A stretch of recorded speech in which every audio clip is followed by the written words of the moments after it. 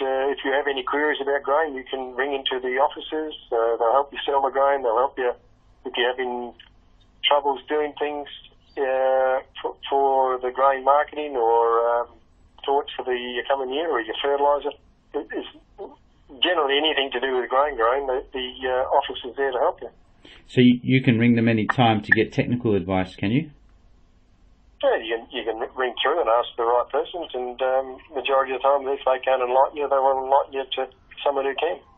Okay, so there's always help at hand for you. Oh, it's great support, yeah. It's like the support desk is really good, yeah. How do you deal with any conflicts or the different ideas that you have about running your business and the way that the cooperative runs theirs and the impact it has on your business? Well, you have annually. You have quite regularly. You have general meetings with the traders, and the storage and handle persons. They come around to districts. They have meetings quite regularly during the year. You have BRM managers that can help you. The business relationship managers. There's the guys that are in charge of each separate storage facility. You can talk to them. If you have any queries about doing any problems you have with your grain, they have suggestions to you. They say, right, we're thinking of doing certain things this year and not doing what we did last year. What's your thoughts? Different types of grains that we should be growing that the trade is looking for. So they enlighten you and say, right, this type of grain no longer is going to be into this certain grade. It'll be discontinued. The new grains are coming on. These are the ones that we should be looking at. And the quality control of the grain that goes into storage. Like we're having the issues nowadays with chemical on some of the grains, and we're having dramas there. CBH is checking the quality control of that and making sure that it's very strict and managed properly, and people that aren't doing the right thing are appropriately dealt with. Okay, so they actually work with you in terms of to determine what type of crop that you should be growing to help you improve your profitability. Is that right? In a way, yes. They advise you and just say, right, the market is looking for this type of grain for, say, quality reasons. You look at your own the grain that you're growing. Well, maybe it's not the one they want, but they probably will accept it still, but it will be in lesser value. So you're enlightened to that. So you can make a decision, right, okay, if the market wants X type of grain and I'm growing something else, so agronomically, will that grain suit my region or suit my program or thinking?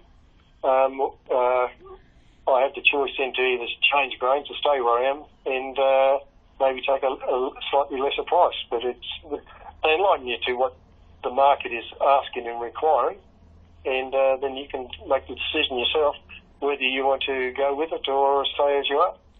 And what about other services that they provide you for your business? Do they engage you to look at what you want? They offer you, these are the service we're providing. If we can help you, please call. So, and if there are other things that you think that the business should be, the cooperative should be offering or thinking about, at these meetings you have the option, you have the ability to voice your opinion and say, why aren't we doing this or why are we doing this? And you have the ability to have a say to the people running the cooperative of how it could be bettered or looked at in a different light. And have you got an example of where that's worked well for you or hasn't worked well for you? Oh, look, one at the moment we're debating about is moisture content in grain. Say myself as a grain deliverer, the grain moisture level may be at 13%. And during the year I've delivered all my grain under 13%, and then all of a sudden we get a bit moisture affected week, and the grain then is above the 13%, which is allowable into the CBH stack. So therefore I can't deliver, but I have been delivering, say, grain of 11 and 12% prior to this, so really maybe I've delivered 1,000 tonne there. Why can't I deliver, say, 1,000 tonne of slightly moist grain over the limit, which would balance out with the moisture level in the grain that I've already delivered? And they're thinking about it, and we said we're getting penalised. The guys are delivering the right moisture content. When the stack levels get to the level that they say, well, right, we can take the moisture level higher, we go out to 13.5 or 14% or whatever they can go out to. A lot of the growers already delivered right up to the moisture level.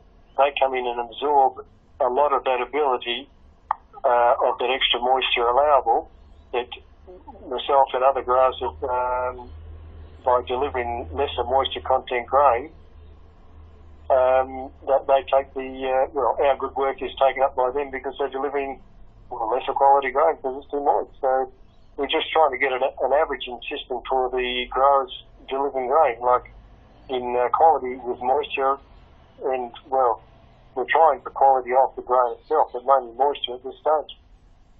And you feel that they're working with you on this? Yes, definitely are. Like on the Growers Advisory Council that I'm with, we spoke about it last meeting, which is probably a couple of months ago now, and they're looking at it, and they did a bit of a trial earlier on the year. It's yet to be run out. They'd like to be opened up, to my knowledge, but we might see a bit closer to harvest. So that would open the window of harvesting time for especially ourselves on the south coast. So if you deliver good dry grain and you get a moist period, you can actually counteract when your good quality is delivered early. Okay. How do you explain how your cooperative actually operates as a business?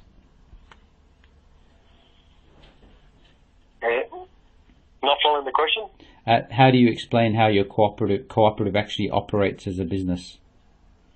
Well, it's there to service the growers, to my opinion, or the growers are the shareholders, we put forward ideas to them, and they try and make a good business package to make sure that the growers themselves will benefit from every business decision that we put to them, and they can do the pros and cons whether it's a good business idea or not, especially like flour mills in the Southeast Asian region, buying oat mills, getting into fertiliser, which would all benefit the dollar effective to us as growers. Yep. Okay. And it's a pretty big organisation, CBH. Do you have a full understanding of it? I think if you said you had a full understanding of it, you'd be pretty unwise. I think I understand the broad picture of it all. Trying to understand more and more every time I can get the opportunity to learn a bit more about it. But basically, yes, it is a big cooperative. It is successful, and to me, it's done great things for its members or growers. Okay, so you talk a lot about your fellow growers a lot. Is that important for you with the cooperative? Well, you're not a cooperative if you're working on your own. So to me, it's like all things nowadays. It's volume and size. And to me, we've got to a size now that we are actually a business that has manipulative strength. So on our own individually, we would be manipulated very much by private companies. So as we formed such a great cooperative, 4,200 growers, in selling our grains and buying products to service our farming enterprises, we had strength in numbers. So, and therefore we're looked at by other businesses that we deal with.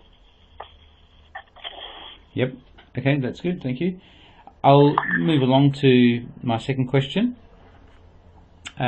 Here we're going to look at what value is important for firms like yourself to perceive that you actually get benefits from being a cooperative member. So how does the cooperative actually offer value to you? How do you yourself define that value? Well, to me, the ideas are put to the cooperative. We've established a business model